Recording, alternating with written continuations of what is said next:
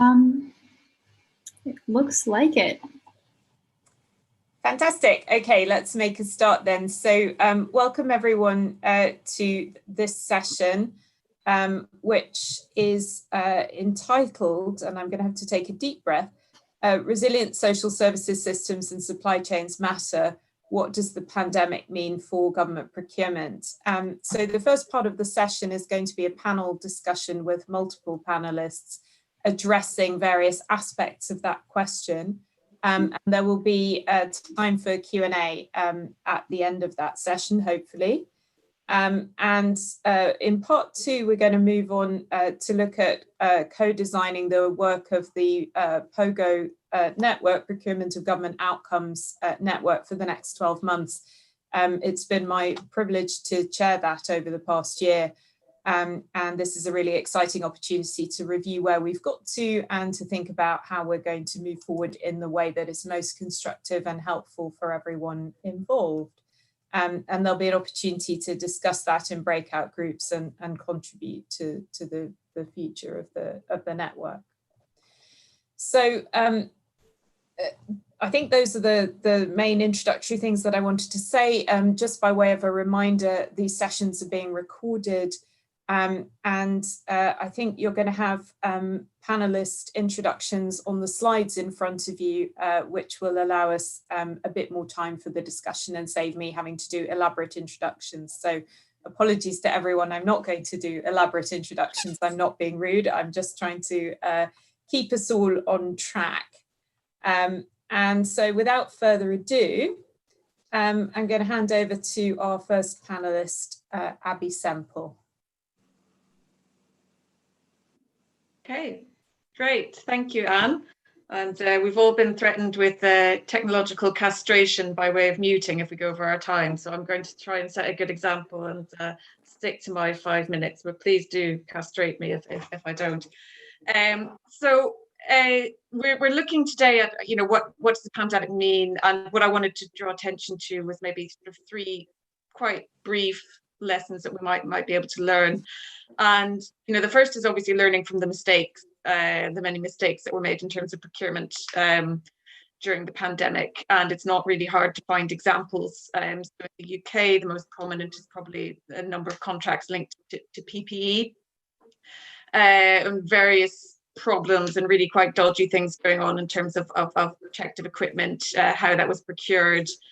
Now, you could say, okay, it's great to stand back and sort of criticize, but it's very difficult to get things right in the heat of the moment. But even with that in mind, I think we have to say there's some really, really terrible things that happened and that had very real consequences in terms of people's lives and working environment. So you could say, well, what has that got to do with social outcomes? These are very different types of contracts. These are supply contracts. The supply chains are different. The considerations are different. But for one thing, the legal framework in which they're awarded is the same as most social outcomes contracts. In many cases, the procedures are actually the same. And in many cases, the objectives include social objectives at some point in the delivery of the contract. If we're trying to save lives or improve people's health, then that is a social objective. And sometimes some of the supply chain challenges are similar as well in terms of visibility of your supply chain. So I think the first thing is to learn from those mistakes where we can.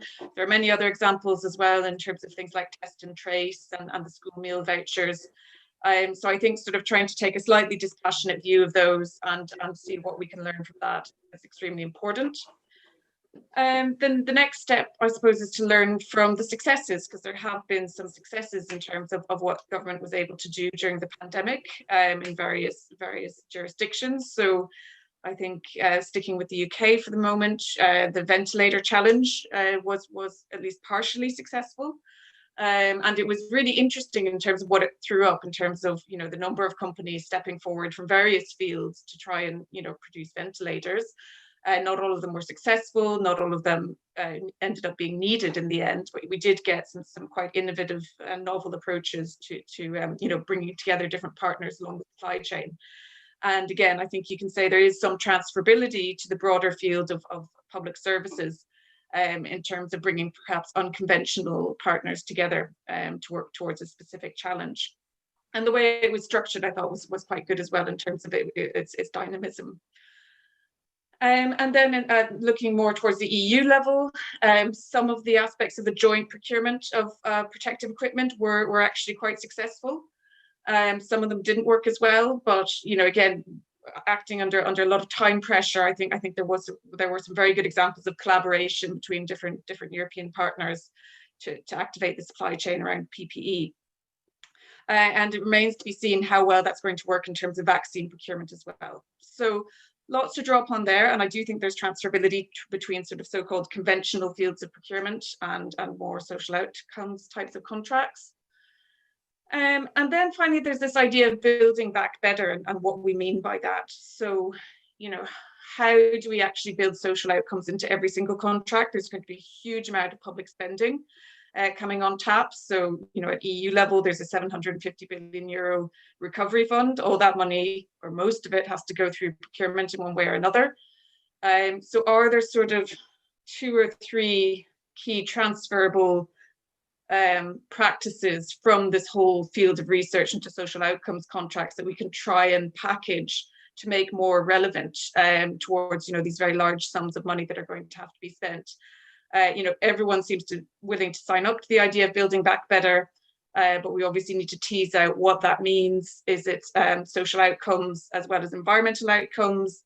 How do we define them? How do we build those partnerships, and how do we measure them? So I do think there's a lot of transferability there, and perhaps this group can sort of try and stretch the boundaries a little bit in terms of how you relate conventional procurement to more social outcomes types of contracts.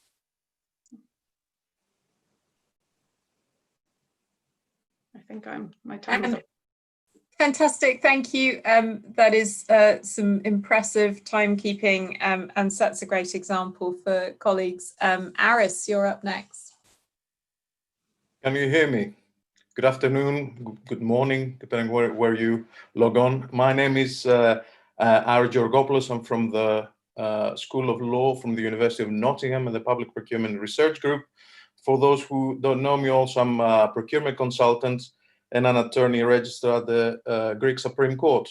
Following Abby's very interesting presentation, I also would like to point 3-4 maximum points to keep the time limit. We have been witnessing for the last, I would say, a little bit before the enactment of the 2014 directive, so 6 years, give and take, a shift of the pendulum, right, in the procurement legislation towards recognizing the need for more flexibility. Some actors have recognized that before, some others, they are joining, the whole process.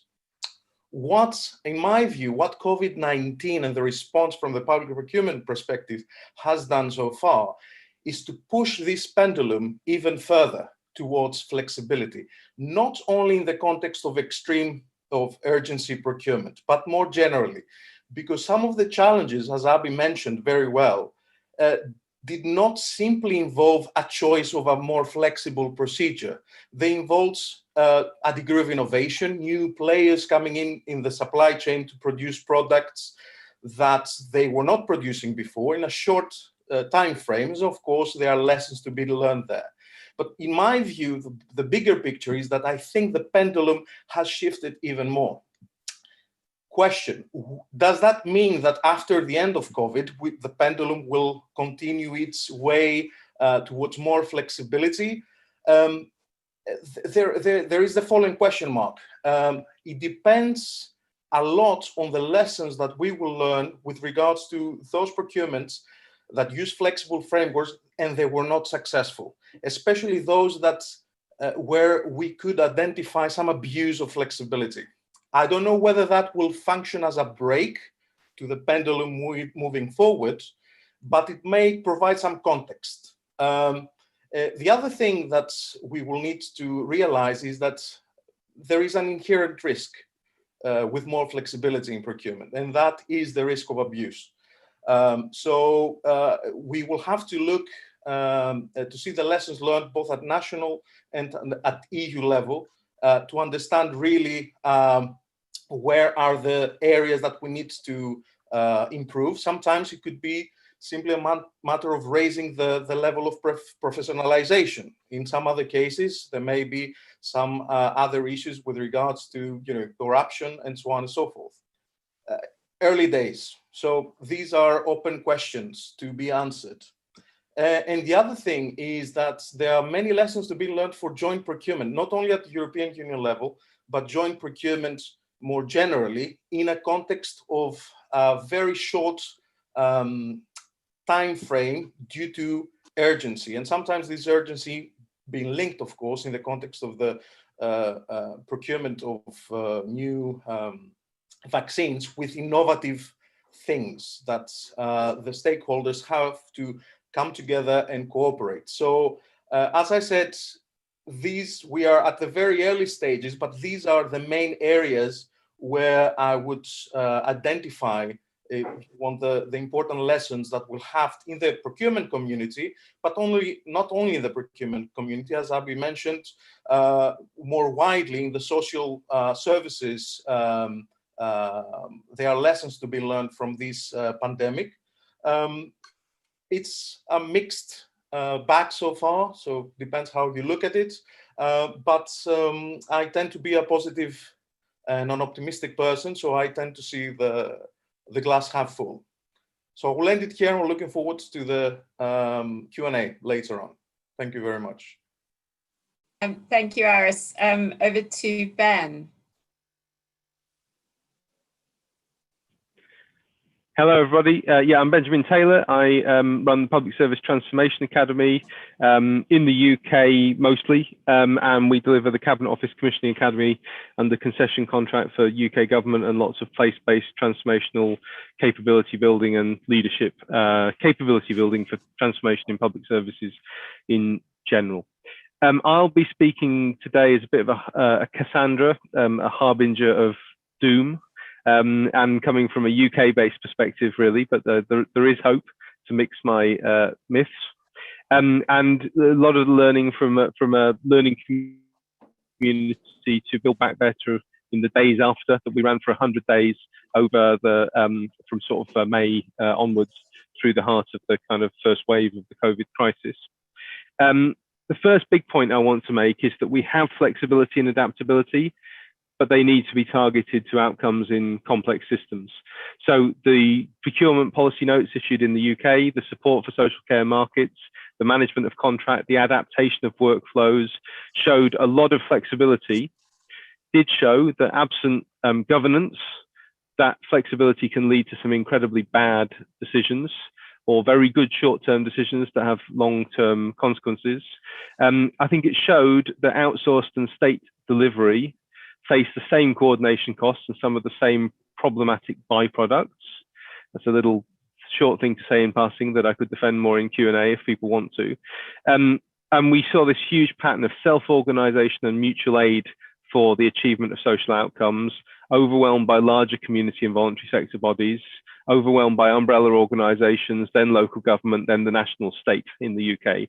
So just as people were getting things going at each of those levels, the larger system came crashing in, required things to be legible from the perspective of the larger system, and broke all of that mutuality and all of that relationship building.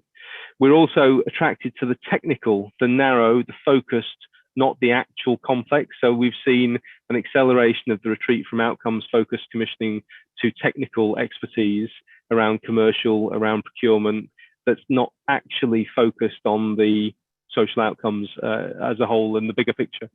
My point is there that we need to urgently learn how to take the flexibility and purpose of this period and apply it to actual outcomes-focused, place-based, whole systems working.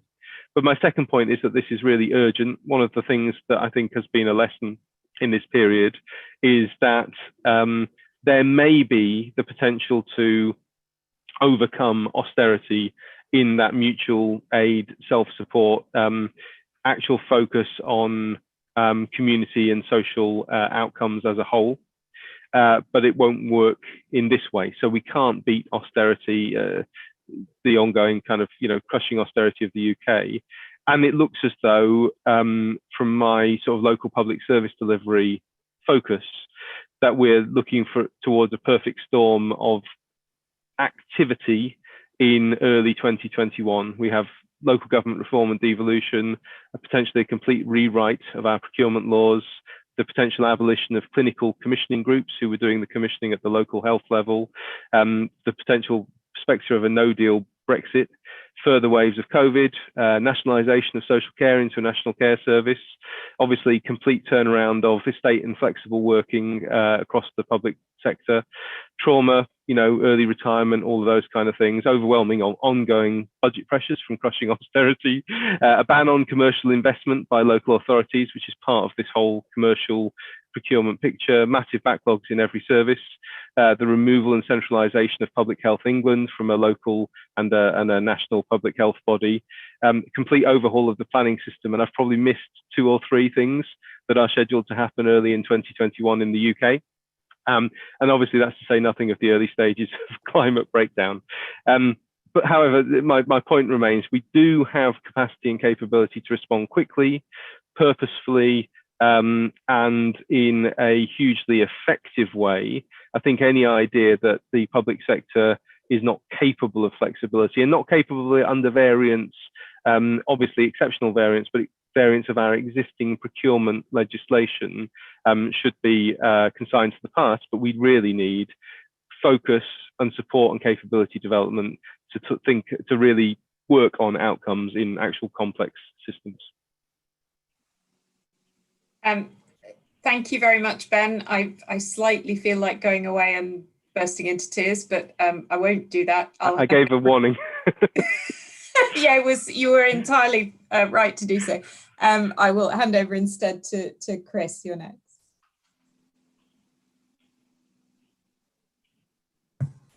Thanks. And Rory, there you go. Perfect. I'm just going to minimize this just a second. So Laurence Folio-Lalliou and I published an article that coincidentally came out this week in the Concurrences, which is a competition journal.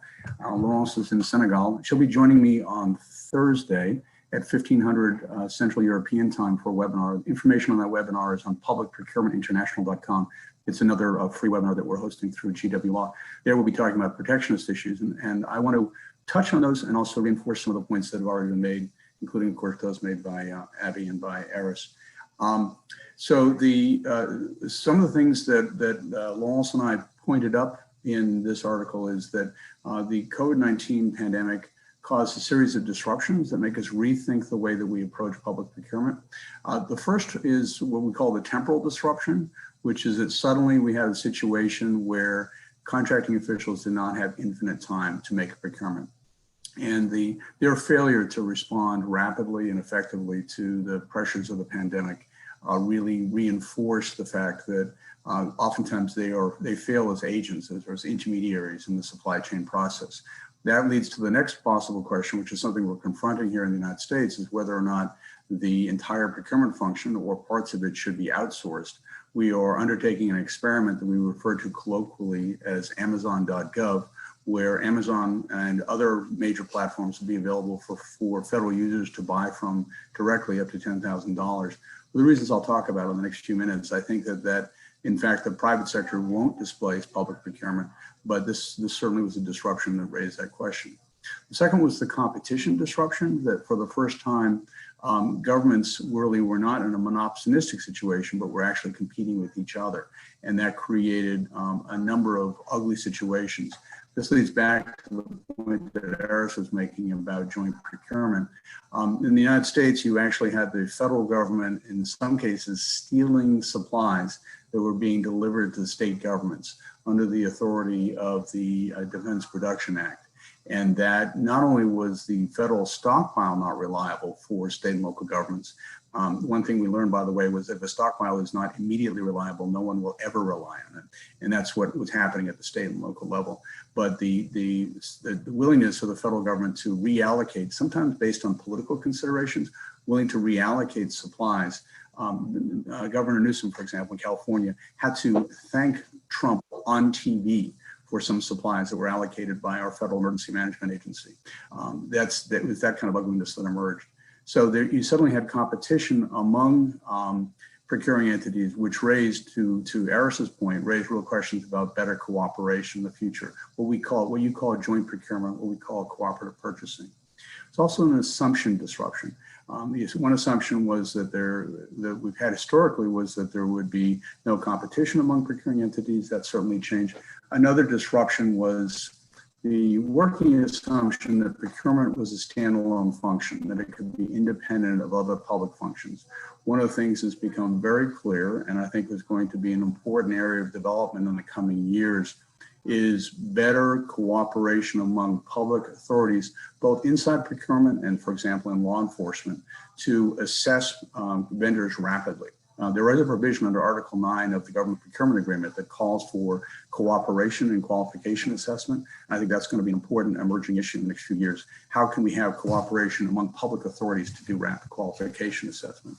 The geographic disruption was interesting because historically there's been a very strong native bias or home buy bias. You see it consistently across Europe and the United States, only 2 to 3% cross-border procurement. I'm talking here about the United States government buying abroad. It never exceeds more than 2% in the United States federal spending. That kind of parochialism or isolation was not sustainable during the pandemic. But conversely and ironically, we also saw a surge in protectionism. And so now the United States is engaging or embarking on an effort to onshore medical supplies, onshore medical production under an executive order issued by Trump in the last few weeks. We'll be talking about that during our webinar on Thursday. It poses very serious risks because we will not have the resilient international supply chain that's essential. So some of the lessons that Laurence and I talked about in our article in Concurrences: transparency and integrity, essential. Even when things get really bad, you have to maintain transparency and integrity, at the very least to maintain the legitimacy of the government, which we see badly eroded here in the United States. You also need to work on an international supply chain. I have to tell you in candor, as a public procurement professor, I never worked with supply chain people on the private side.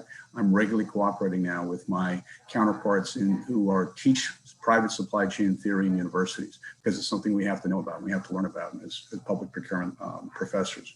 Buying collectively would solve a lot of the problems of stealing from one another during a pandemic if we have joint procurement or cooperative procurement. And the last is to regulate holistically, to be able to respond rapidly to change.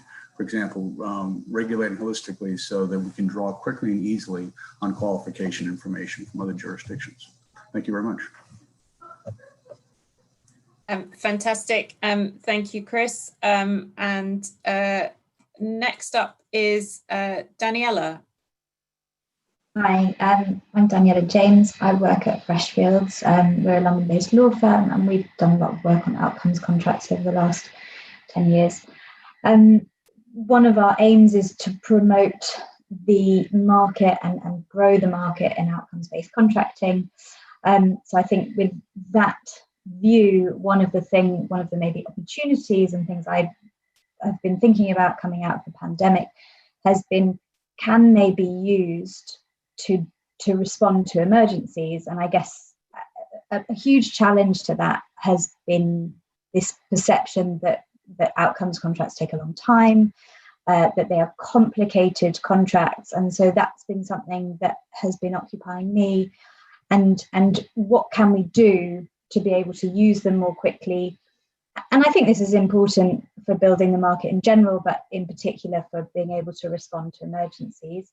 I think one of the things I would say is I agree with David's points that he made in the keynote speech about partnerships being hugely important. And I think if we have, and I think other people have touched on that, and Aris's point about flexibility within contracts. And I think if we can improve partnerships and and governance and flexibility, we can make contracts less complex because we don't need to anticipate every eventuality. So I think that's one thing that has been positive coming out of the pandemic is the focus on partnership and flexibility. I think there is also this misconception, I would say, that outcomes contracts are necessarily complex. As far as I'm concerned, instead of specifying a service in detail, you specify an outcome in detail. And in reality, it shouldn't be that much more complex. Outcomes type contracting often requires slightly different clauses and provisions to deal with the different relationships that the parties to those contracts have. And it's people's unfamiliarity with those slightly different relationships that is seen to be complex, whereas it's in reality just different. So I think POGO has been fantastic for the sharing of expertise and best practice. And I think building a market and having market norms, as you do in any other sort of financial product or type of contract, to have a market norm will make contracting that much more straightforward and simpler, because everyone will know what they're expecting. And I think my other plug, and perhaps I'm straying into part 2 of this session, is for work products from the POGO group to update and improve the templates that we use in the UK, and perhaps a call for other nations to have templates. I've only seen a few US contracts, outcomes contracts, but it doesn't seem that a standardized contract is used there either.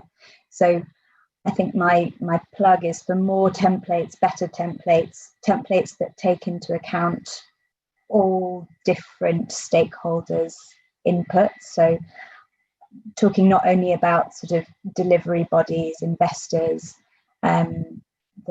obviously the commissioner and the person who holds the outcomes contract are the key parties, but also the service users or participants in the programs.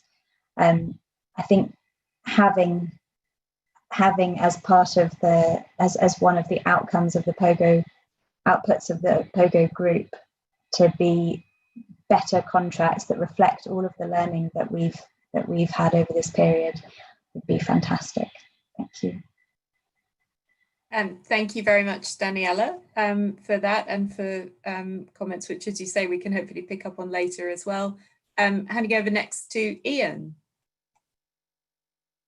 Hello, everyone. Thank you for attending today. I just wanted to cover off a couple of the thoughts that we've been having around this area, particularly around the crisis and the procurement response, and perhaps in a sort of slight alternative to Ben's position, which is to say, actually, this is a generational opportunity that, if we make the most of, we can really turn to our advantage. Today, we've published a piece of research with the Open Contracting Partnership that values the global market for public procurement at $13 trillion a year. That's roughly 12% of our global GDP. Now, I think Ben and others here have adequately and eloquently identified the challenges we have in coordinating that spending and what we can do with it. But actually, some of the things that we can do are far more in reach and in touch now than they ever have been, partly due to data and analysis. So we at Spend Network collect millions of records on contract awards and tender notices from all over the world every day.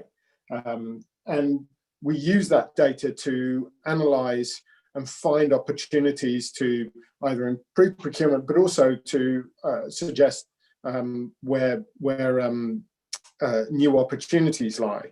And I wanted to just mention a couple that are relevant to this context. One is carbon. when we know where the contracts are, we can actually identify and project the amount of carbon that is associated with the contract.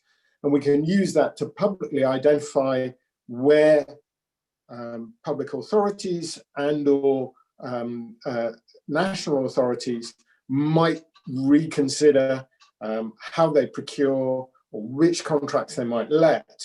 Currently, it's very easy to point to government and say, you need to do more. But if we know that a contract is going to end in the next 18 months, it's a really good opportunity to identify a new strategy for letting that contract so that it reduces carbon.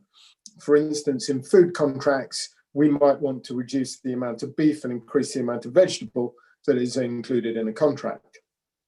Equally, on cloud-based hosting, we can look at opportunities to move resources, probably with very little impact on the end user. We can move resources to more efficient locations to reduce the amount of carbon produced. The second one is what I'm sort of terming whole economy purchasing, and that's around identifying the businesses that are most likely to create jobs and the strategies that will support the creation of jobs. We found in the UK that quite often we were making austerity cuts to services like Meals on Wheels, and the net effect of that was that actually we were taking jobs out of the economy that were really valuable. So women who had children who needed flexible working, with the majority of staff who were working at Meals on Wheels services, because they could finish in time to go and look after their children. The problem when you cut all of those jobs was that you put actually a bunch of people who were really making a contribution to the economy back into a position where they weren't making a contribution to the economy, and the net cost was greater than the saving you made.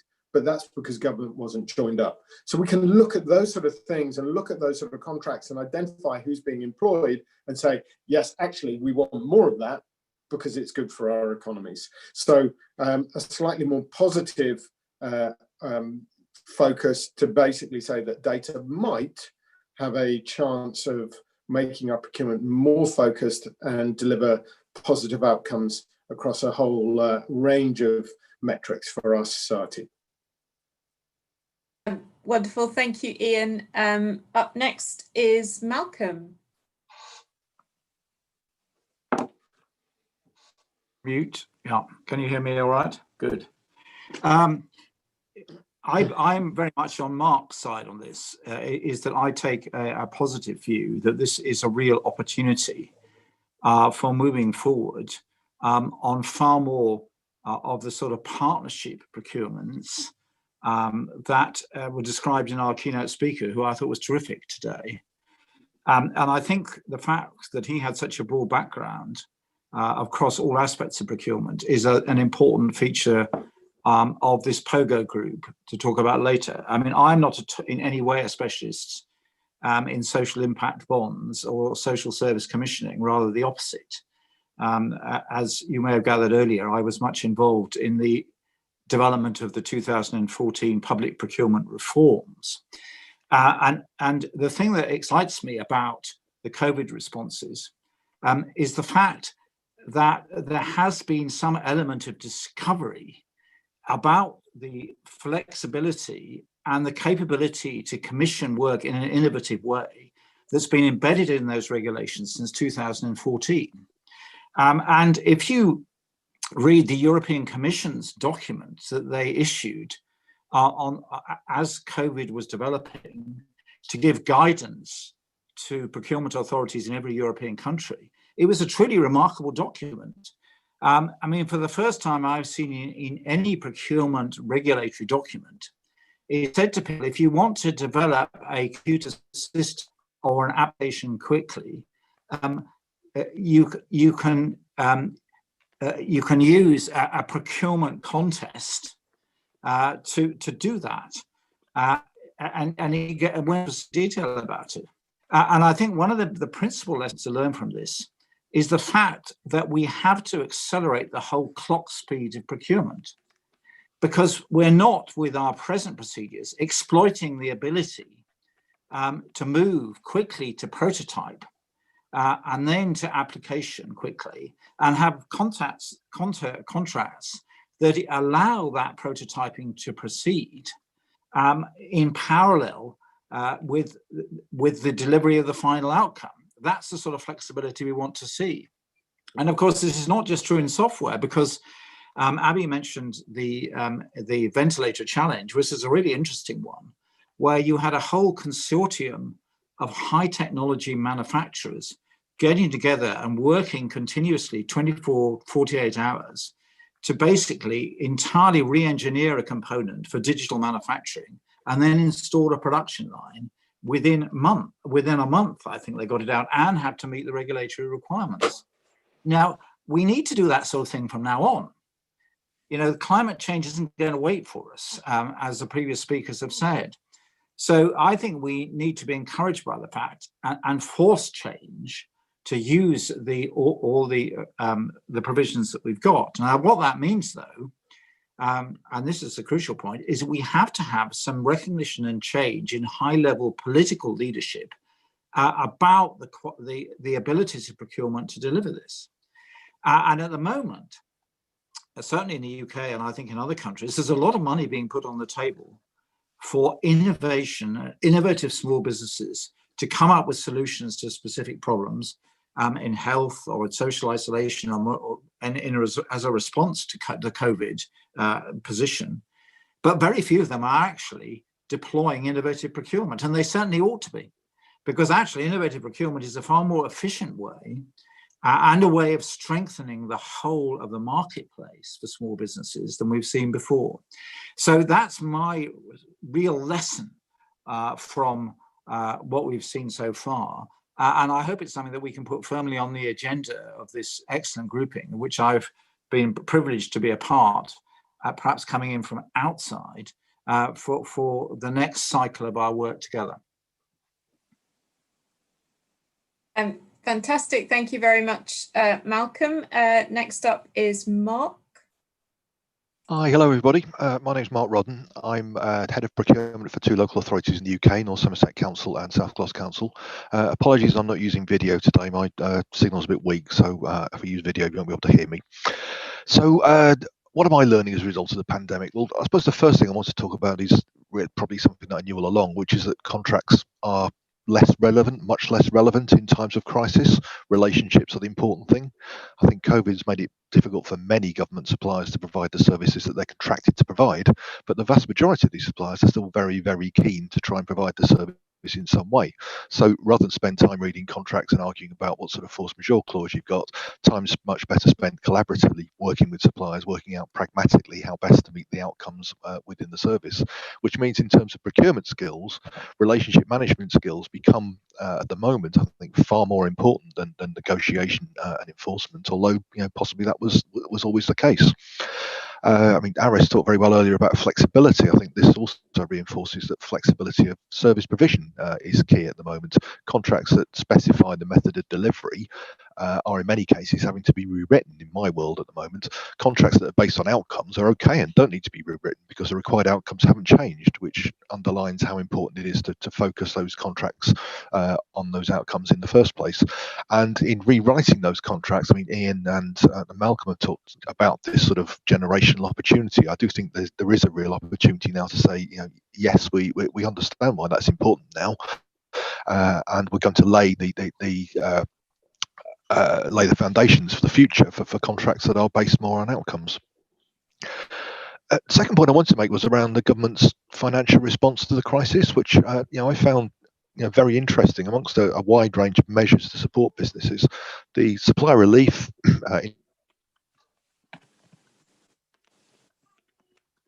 instructions and guidance that the government's issued has almost, I think, naturally flown under the radar. If the government's issued two policy notes, one to cover up to the end of June and the second one to take us to the end of October, was that government bodies should just carry on paying their suppliers, really, regardless of whether they are actually able to provide the service. I mean, don't get me wrong, there were lots of caveats and direction about payment on an open book basis, but the basic message was, forget what the supplier is contractually obliged to do. We want to support these suppliers so that they're still here at the end of all of this to provide the service.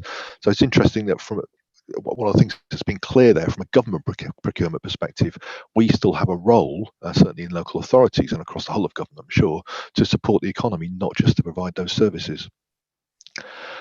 Looking forward, I think one of the biggest challenges now for government procurement is working out the right time to sort of get back to going back to the market again, certainly with competitive tendering. There's a strong message coming back from many sectors now about how busy they are just staying afloat. Please don't make me use up valuable resource writing tenders. I've got enough to do already. And I think as buyers in the public sector, we're sympathetic to this, but obviously we can't go on extending contracts and deferring competition indefinitely. I mean, Chris talked very well about competition disruption there. It was interesting around, I think he mentioned government organisations who are effectively competing for the same resource. But I think this competition disruption sort of works both ways, really, because if you take a purely commercial view, there are some opportunities emerging in the market at the moment to exploit spare capacity. If you look at the care home market, for instance, at the moment, many areas of the UK, the care home market is very different across the whole of the UK, but many care homes have been exploiting their position in the seller's market for many years. At the moment, less people are being placed in care homes, which is leading to vacancies, therefore there's more market capacity, and there are opportunities to negotiate lower rates.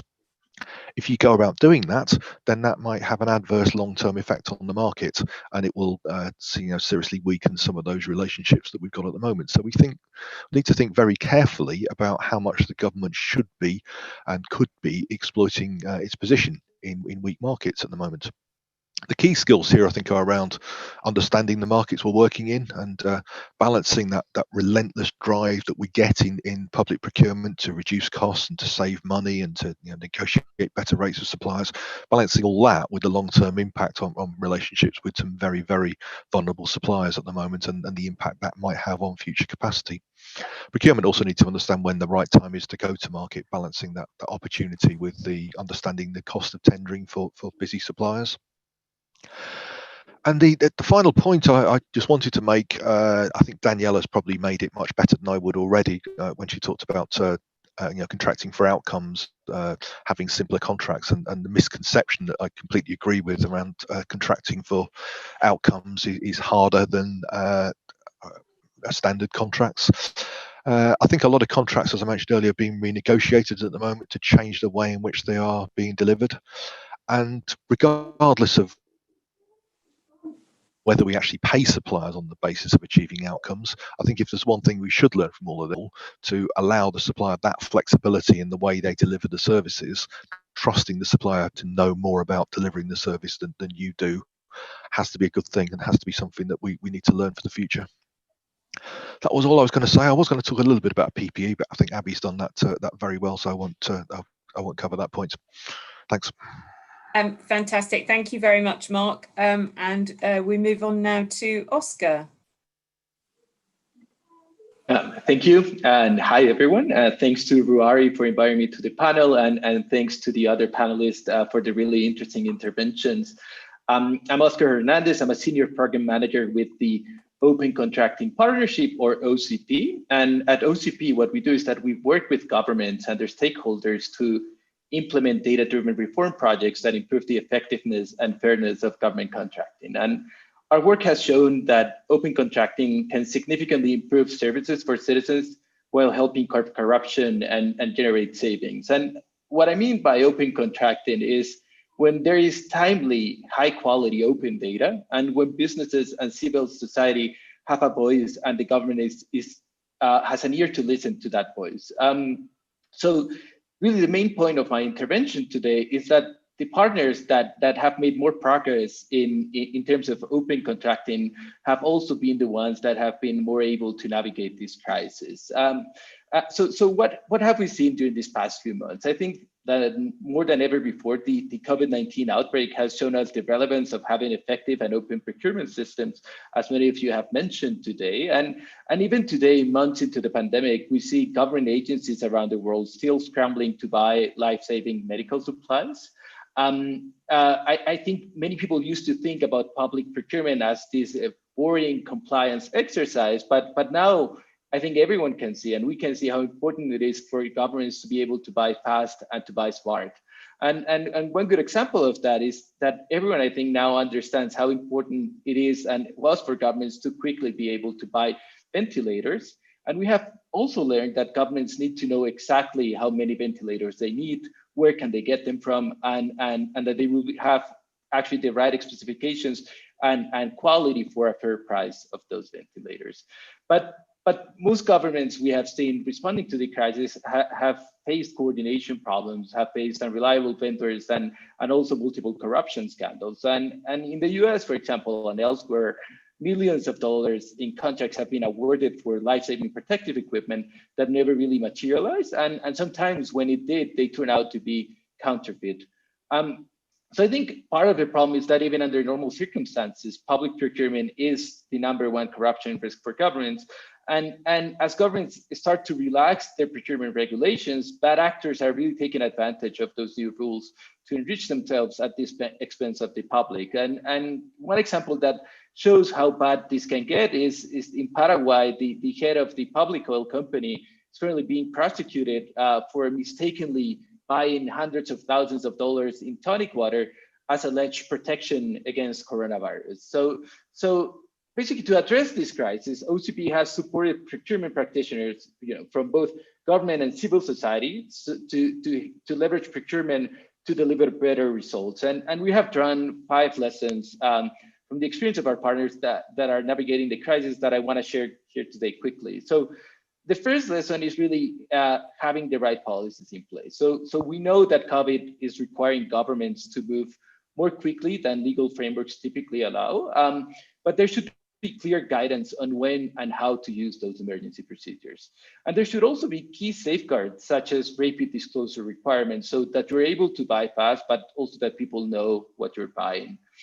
The second lesson is about coordination. So I think the worst examples of as many have mentioned today, are situations where you see hospitals, agencies, local and national governments bidding against each other for a limited supply. And one thing that can help with that is obviously coordinating and centralizing demand.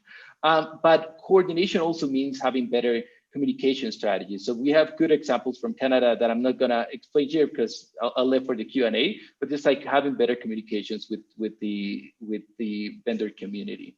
The third lesson is that we need to collect and publish high quality open data. So open data really helps with coordination to conduct faster market research and due diligence and supply chain management. So one key takeaway regarding the data is that it is critical to be able to track all COVID spending.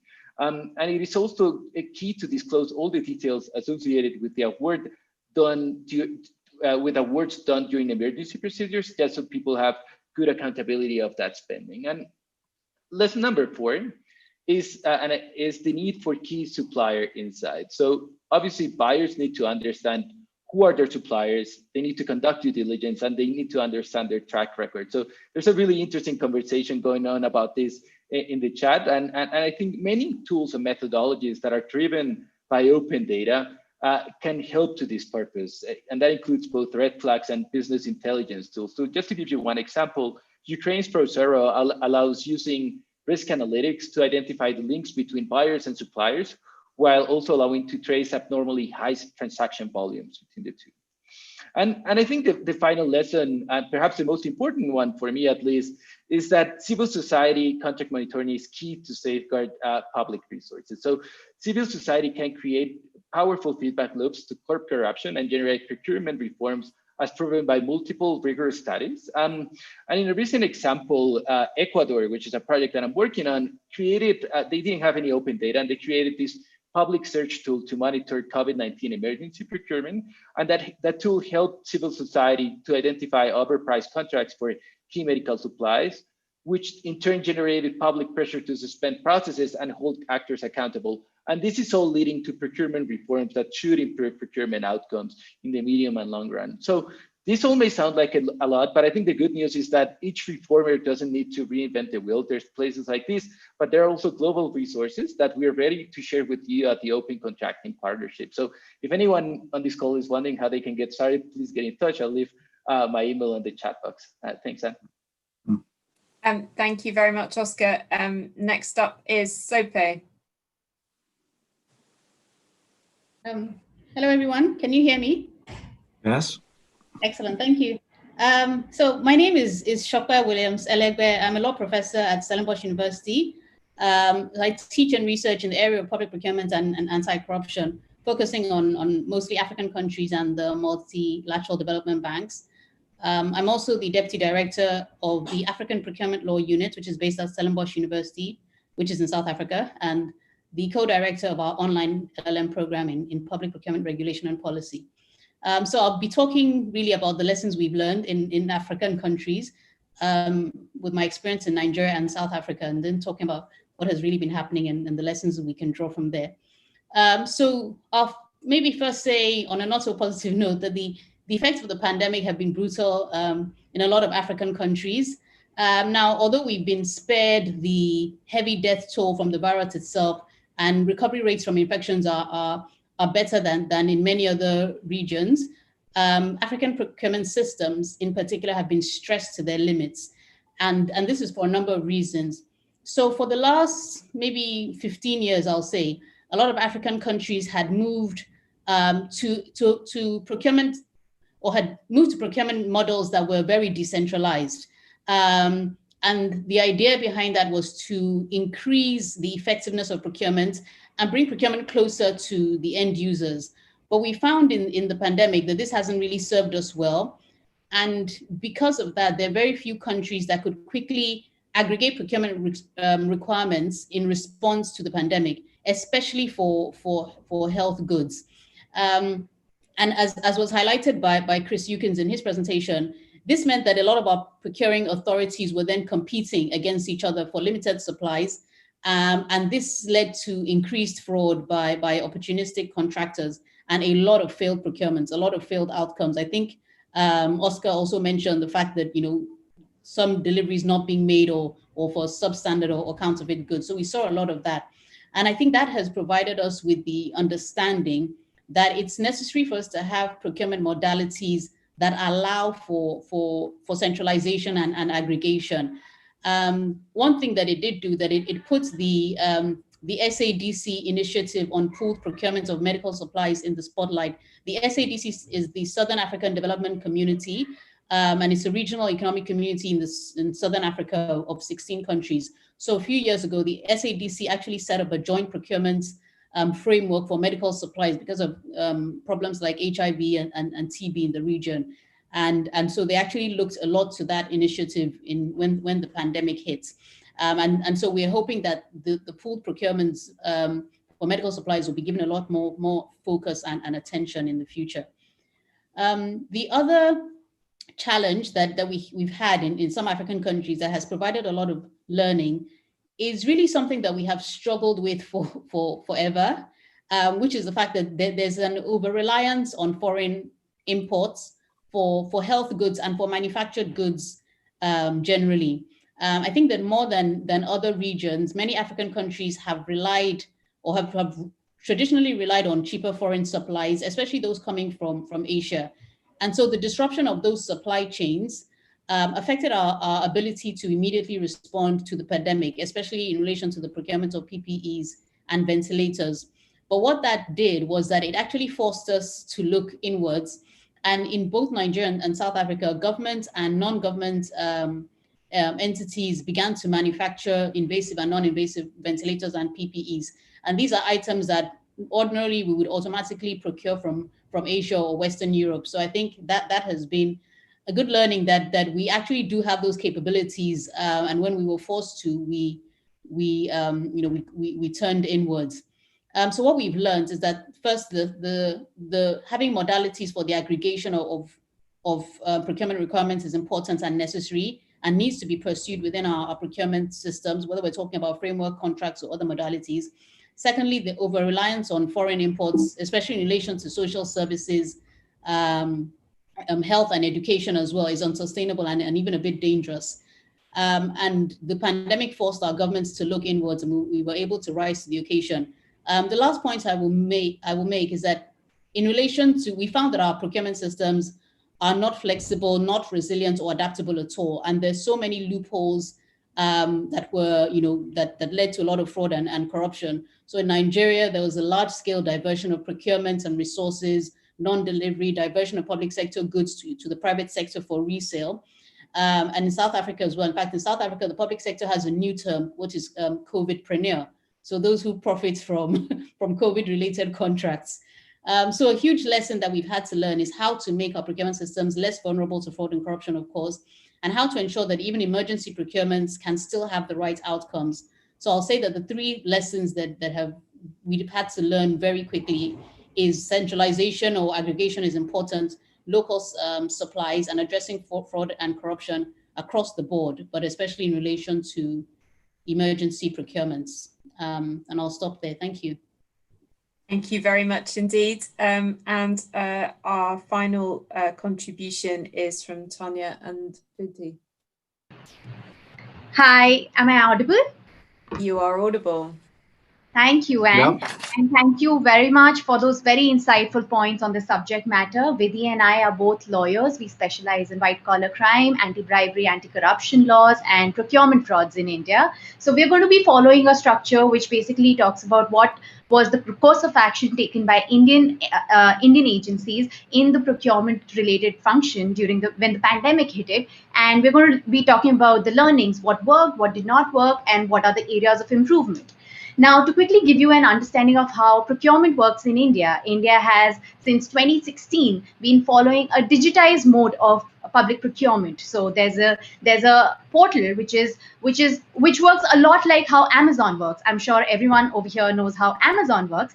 It is called the Government e-Marketplace, and it's basically like an Amazon for all the procurement related activities that are happening. So there's e-tenders, there's electronic, there's a digitized process which is followed and which ensures transparency, reduction of procurement frauds, etc. Now, when the COVID situation hit India, India was faced with an immediate need to strengthen the public health systems. Now, what it did was it followed a two-pronged approach. It was a centralized procurement system which it followed, and a decentralized procurement system.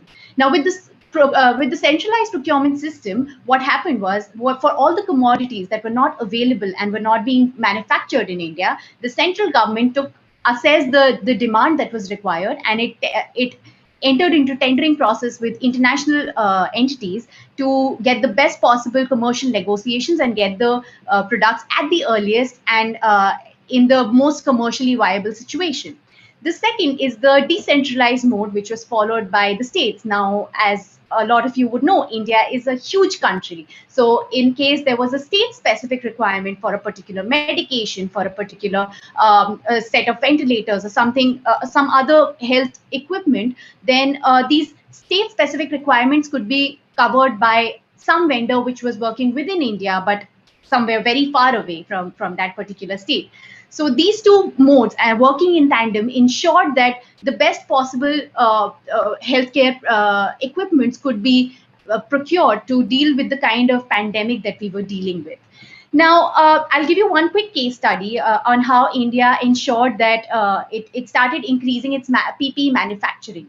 Now, India was not traditionally producing PPEs in a quantity that could be used for the pandemic situation.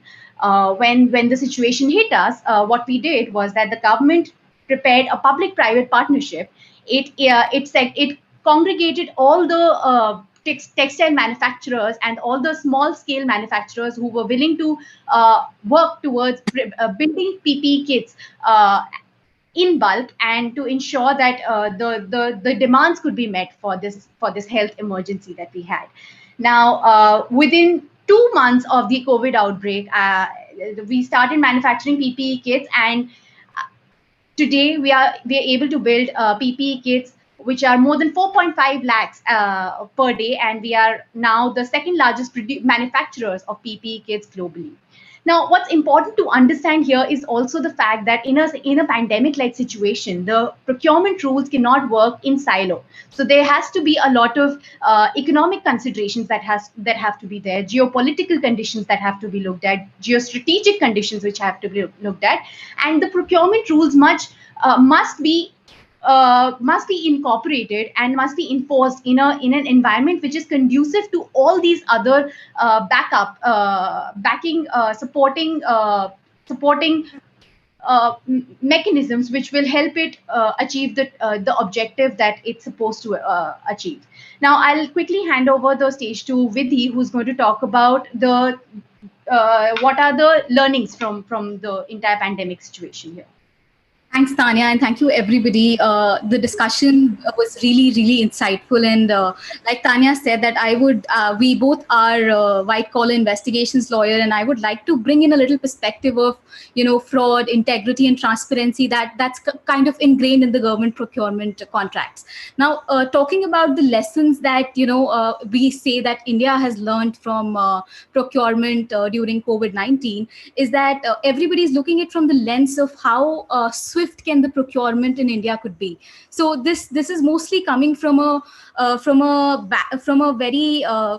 transformation that was much needed in terms of the opportunity cost that we had for complex procurement procedure and very cumbersome procurement procedures. But I also look from a very practical experience. We also look at it from a very different perspective. So for this, I would step back a little and go to how ordinarily the procurement contracts worked in India. So ordinarily, if we see the gamut of fraud, corruption, transparency, integrity in government procurement was pretty well defined.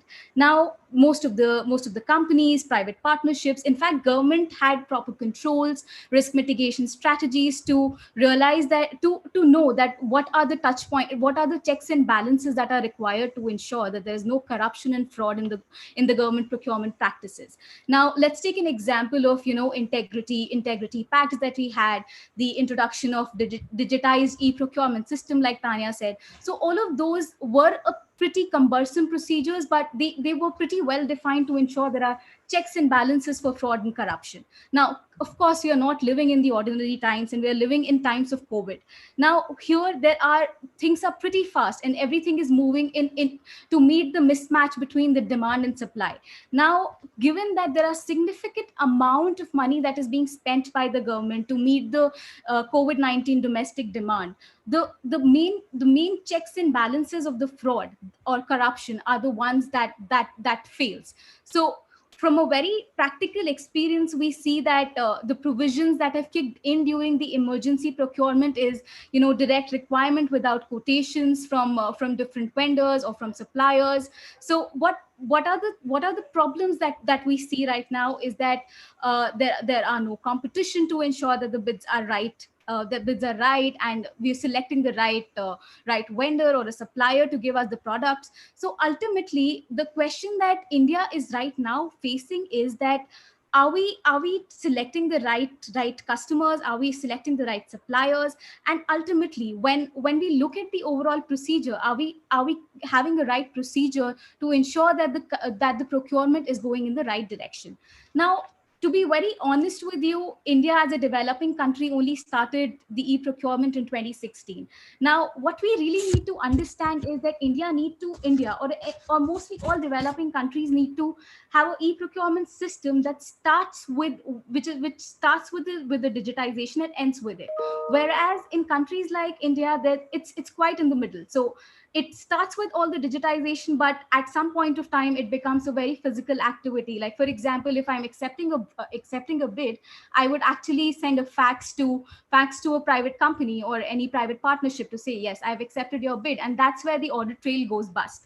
Now, what we need to ensure is to understand that the emergency procurement or any other kind of procurement data should be centralized on the e-procurement portals, which of course our government is working on, and they're trying to ensure that everything is in order to for the suppliers to be able to access there. Now, the other part is that there has to be open data to strengthen the due diligence of suppliers. Now, like Tanya mentioned, there's a portal called DMET in India, where suppliers and the list of suppliers are there with the type of products they're supplying. So that's how it makes it easier for them to even for the country to look at what suppliers are there and who is supplying what, for the more transparency. Now the government is also trying to publicize the sanctions for fraud and corruption to ensure that this is not happening at a right scale, and everybody who's entering into any such practices are able to understand that what are the sanctions they will applicable to them. Apart from this, I think one of the greatest learning that we have is that we should understand that emergency procurement is not something which is universal. It has to be in tandem with the normal and traditional procurement practices as well. So at one place we're doing emergency procurement, but it has to go hand in hand with the other traditional procurement practices to ensure that there is no overdose of anything. So I think with great digitization in India, what we'll be able to establish is a great audit trail, and that's how it could solve most of the problems for us. Thank you.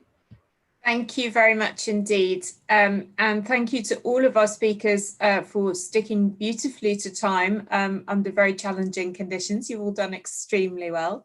I think Rory is going to perhaps do a bit of summing up and introduce the Q&A for us. Rory, are you there? Yeah, so thanks very much, everyone. I was scanning the very active chat for some questions. I thought I would just put some questions out there and allow people to select what questions they might want to answer, and I'll just stick them together. There were some questions around, I'm describing these questions as being around information, information to aggregate, and information to judge reputation or performance. And I'm wondering if people are seeing some best practices of that, of people using information well, whether it's for aggregation or for judging performance or reputation. There was another set of questions around the comments around innovation.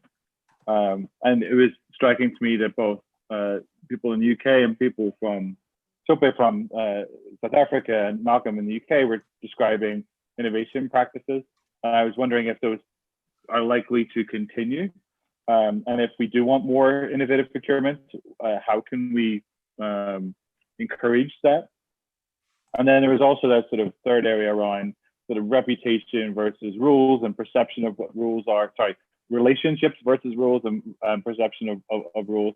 I was wondering if anybody had, again, some examples of something that's been navigated well, whether it's the flexibility or leaning on the relationships.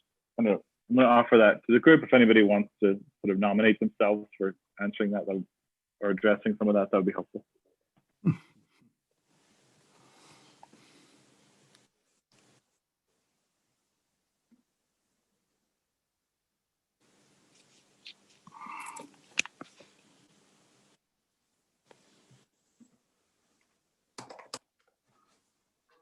Well, if people don't want to, don't hesitate to jump in. But my reflection, or something I put in the chat, was about this question of reputation, which came up in the earlier session, and I really appreciated some of Chris's comments and Abby's comments around and Stefan's comments around the challenges of the practical challenges and legal challenges around using performance information and even collecting performance information. So Rory, if I could pipe in, I think a point of interest is how the open contracting principles and how the open contracting data standards could be used for qualification information to assess the reputational performance risk posed by prospective contractors. Most of us are familiar with the open contracting data standards for purposes of contract administration, but I haven't seen any real discussion of how those standards could be used for reputational information, qualification information regarding contractors. Because I think if we could have a more standardized and transparent access to qualification information in other jurisdictions, that would reduce a lot of risk for procuring entities. Yeah, so I want to chime in here. I think that's a really interesting point and something that we have started to think about. I think to think about what would be. And I think the key challenge here is obviously sharing openly that information in a way that it's productive to everyone through standards and that people can use. But also, how do you still and thinking, this being a working group centered around common outcomes. How do you create a collaborative relationship with vendors having that information? And I think, and this is my personal opinion, because I think I need to refine my thinking around this as well.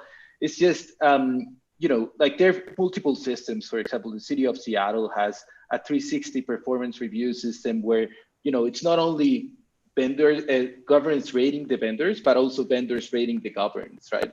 And to the extent that you could have that kind of information that really helps create more collaborative relationships in an open format, I think moving towards that direction, it's indeed important. And obviously, I think the standard is flexible enough to collect that information in a meaningful way. I think a lot of the information that's being currently collected relates to implementation data, like whether payments are being done on time, whether milestones are being hit on time, but actually having, performance information mostly lives in internal procurement systems and even contract management systems, which aren't necessarily the same. So I think moving towards that direction is something that I'm personally very interested in, and that I'm sure that would benefit the global community a lot. I might come in there as well. To follow up with you, Oscar. So sorry, was that someone else speaking? I can hear Abby. So Abby, do you want to just go ahead and we'll see who else that was in a minute? Okay, thank you. And I just wanted to say that I think it's an area we've really struggled with in Europe and the UK as well, because when you introduce obviously the legal framework and rules around, that are trying to ensure a certain degree of both objectivity and accountability in procurement, you also tend to lose that ability to sort of informally evaluate reliability, reputation, to act on what one person might call a good insider tip would be another person's hearsay or sort of discriminatory comments. So I think it's a very difficult area to get right, because ultimately, you don't want procurers to be acting on sort of, well, somebody told me this was not a reliable company. You do want them to have to back up their decisions and to have reference to objective sources. And in the European context, there's this idea of self-cleaning, so that just because a company did something bad 5 years ago doesn't necessarily mean they should forever be banned from public contracts. So it's a very complicated area, and it's interesting to hear about these more informal systems with sort of ratings, which could be interesting. But I suspect in the European context you would end up having sort of legal challenges to the ratings, because obviously it's an area that suppliers are very concerned about if they have a negative rating on a system like that. Abby, the other person who was wanting to come in was Chris. Chris, you there? I am, and thanks very much, Abby. I have a question related to your comment and a question to Oscar. So in the U.S., the past performance in the federal system, the past performance information is only available to the vendor and to the government customer. It's not publicly available. And then past performance is actually separately assessed. It's with a numerical assessment in many procurements. It's done separately from the technical evaluation. The question I have for you, Oscar, is if the qualification information is available only to other governments and is not available to the public, at least as a first stage, we believe in the United States that past performance information will eventually become public. There will be some and the past performance information will become public. But the first step is past performance information is not public. Would you be okay, Oscar, if qualification information were readily available to other governments, but not available to the public? Would that be an okay first step? So that's a really good question. So I would say, I mean, to the extent that the ultimate purpose of this is having open data around vendor performance, because I think, so Professor, I think like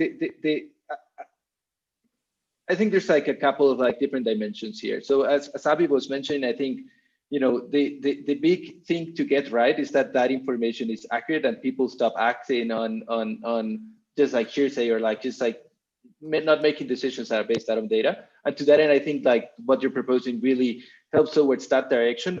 But I also think there's that dimension of feedback loops here, of like, you know, like having citizens be able to use this data to collect the data. And that's basically the open contracting data standard, as you know, it's only a tool towards that, right? It's only a tool to get citizens involved, to get civil society involved, and to create those feedback loops. Of course, like to the extent that like right now, governments don't even have any access to vendor performance data, moving towards that direction would be really, really interesting. But I think like in addition to that question, it's like we really know that having open data even helps governments use their data more. Because normally when the information is available only to governments, there are multiple silos that are created for the information, even if it's, you know, like supposed to be available for procuring officers or just like buying agencies. So I think like that would be, so I guess to answer your question directly, I think I would be okay with that as long as it's an intermediate step towards a greater goal of actually having data on vendor performance, but data that actually creates collaborative relationships with the marketplace. Thanks, Oscar. I've got a couple of other questions coming in. So Ian is first and then Aris. I just wanted to come back on that point regarding making data available only to governments. As a business that consumes and publishes large amounts of procurement data, you know, obviously you have to take what I'm going to say with a pinch of salt, because we would be cut out of that proposal. But I think that my feeling is that it's pretty impractical. How would you identify that, you know, a person with an email was actually from the Treasury in South Africa or from Malaysia and therefore had rights to access your data on a certain supplier, or you had rights to access data on another supplier? The other thing that we know is that when suppliers are told in advance that people are going to openly publish data on their performance, they tends to focus their mind a great deal. And as long as that they are aware of that at the outset of a contract, I think it's a really good thing. I mean, we're in a very difficult position now where poor performance has cost lives, and we want to right wrongs. But I think if we can openly go forward saying, right, from now on, we are going to expect this and demand it of our suppliers and be public about how that data was arrived at, I think we will actually be brave. If we can be that brave, we can make big impacts. Thanks, Ian. Aris, you're up next. Thank you. I think that technologies, particularly the AI, you know, development, may provide some solutions. Of course, this solution will have to be tailored or mirrored by or qualify and meet the standards, the legislative standards, general procurement, the regulation on data protection. I'm talking about the EU, but it can be done. I think there is plenty of information out there already that could be bundled together. It's a technical issue. And this information is publicly available, which means that we wouldn't necessarily even need to worry too much with the data protection standards. So that means that technical solution could be developed. A point that I would like to raise, which is beyond the issue of reputation, which of course is really important. And we saw that in the context of Corellion here. Corellion had a great reputation, right? But one of the issues that we were not aware at the beginning is that Corellion, because of its good reputation, won many contracts at the same time and was not able to deliver on those contracts. So an additional, I think, information apart from the reputation itself, it's if and when it is possible, and it seems to me that technically it could be possible to have that access almost in real time of the ongoing commitments that companies have to deliver. So you may have a reputable company that participates in a context, but then you realize that they are overcommitted, right? They have good reputation, but they are overcommitted. In the context of emergency procurement, like the COVID one, to bring in the earlier part of the discussion, that could be absolutely devastating. If they're in, as opposed to some newcomers with zero or very limited reputation that actually has the capacity to deliver. We don't know that in advance, but it's something that, you know, ex post we can always identify. So this is another element that I think we should be bearing in mind. New technologies perhaps would be able to address that. Fantastic, thank you. I'm sure that we could continue this discussion for some time, but time is against us. So I'm going to hand over now to Rory, who's going to introduce part 2 of the discussion, which is looking at how we can co-design our work for the next 12 months. Rory. Okay, thank you very much. I'm going to be concise because I have, I think, 10 minutes left. Is that true? So, Ruby, could you share the slides? Thank you very much. Thanks to everybody who completed the questionnaire that I sent around last month. So about 16 of you responded. We typically have about 30 people on the call, so this is not a bad response rate, considering it was not the easiest questionnaire to complete and took a bit of time. Everybody said that we were satisfactory or very satisfactory, and I just wanted to share some insights to help us inform what we want to do over the next 12 months. I then propose to put us into breakout rooms briefly to get some more information from this group, because I feel like this group is more a wider group than we normally have, and so I want to be cognizant of that and take advantage of that. So the people who completed the survey, at least a quarter were government, quarter were private sector, and more than a quarter were third sector. If we go to the next slide, many of you, can we go to the next slide? Sorry, Ruby. Thanks very much. Most of you are practitioners, and a third of us are research or academia. We had a mix of lawyers, health policy, health and social services, and public policy people filling out this survey. If you go to the next slide, I think it was interesting that most have at least 10 years of experience in this group. I think that's sort of important to keep in mind. Next slide, please.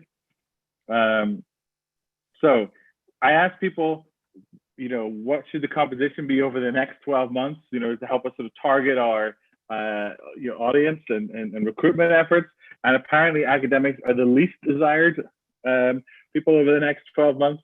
But what we do want is more people from service delivery organizations. And that was closely tied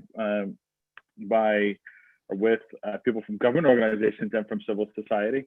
So I think that was a helpful insight. And I think it sort of will make this group even more valuable to all of us. You go to the next slide, please. I was asking people about the operations, and people said they would be interested in joining a working group. We go to the next slide.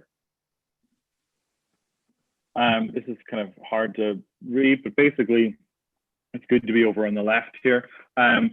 We was talking about outputs, and people really wanted stories, documents, and other data from relevant projects, which I interpret to mean about case studies. So I asked about lots of different, things, including templates or tools or, a course. And the thing that really stood out was, resources from actual projects. If we go to the next slide, please. so we have different focus areas, and it was clear that the thing was sort of did the best, or sort of the most people were most interested in, was helping public sector leaders understand how public procurement may be used to improve social outcomes through collaboration. So not focusing on the capacity building for procurement professionals themselves, but rather focusing on helping public sector leaders understand strategic procurement. So that's sort of a focus for us potentially over the next 12 months. Go to the next slide. Here we sort of have got some breakout room activities for you, because I'm conscious that we've got an opportunity here to get feedback from others, including sort of understanding more about types of organizations represented in your group, but trying to unpack these things that we've sort of identified as potentially being helpful over the next 12 months, about, you know, some information about the blockers or opportunities related to the public sector leaders in organizations, and thirdly, asking you if there are stories or documents or other data in your, in your organization that you might want to share with this group. So I think I have here a link for people to a form. All right, I'm trying to send the link to everyone in the chat. This should take you to a form. If somebody could check that that doesn't like blow up when you hit it, that would be helpful.